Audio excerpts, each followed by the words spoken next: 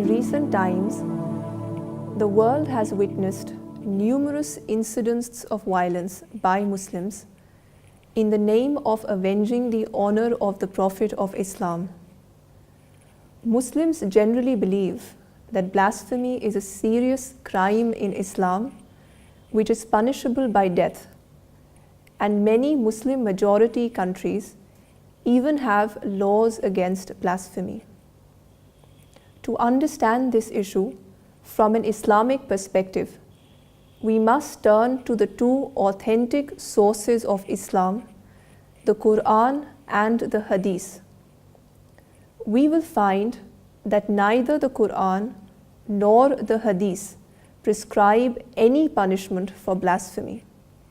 In fact, the word blasphemy does not even appear in them. On the contrary, there are numerous verses in the Quran which reveal that the contemporaries of the Prophet Muhammad repeatedly committed the same act, which is now called blasphemy or insult to the Prophet. But nowhere does the Quran prescribe the punishment of death or any other kind of physical punishment.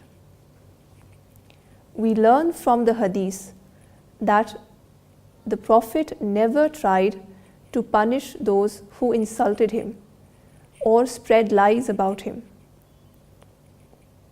For example, once when the Prophet was in Mecca, a person came up to him and said, "Muzammaman abayna," which means you are a condemned person.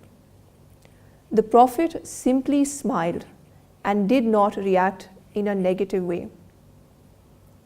Even as head of state in Medina, the Prophet never pronounced any legal punishment for those who insulted him. He simply directed his companions to verbally respond to their derogatory statements and remove their misunderstanding by means of argument. There is an illustrative incident from the life of the Prophet which took place after the Battle of Badr. One of the prisoners of war was a man named Suhail bin Amr, who was known to make inflammatory speeches against the Prophet in order to incite people against him and his mission.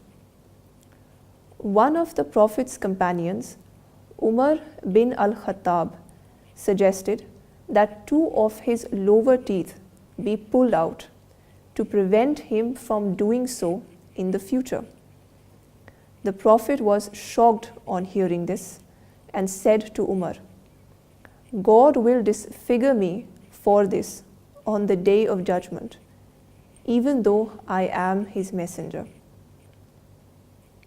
Historically speaking, the punishment for blasphemy was added to the Islamic law during the period of the Abbasid Caliphate, that is about 150 years after the Prophet's death, and was a reflection of the conditions prevailing during that time. At that time, Muslims had established an empire and had become politically supreme.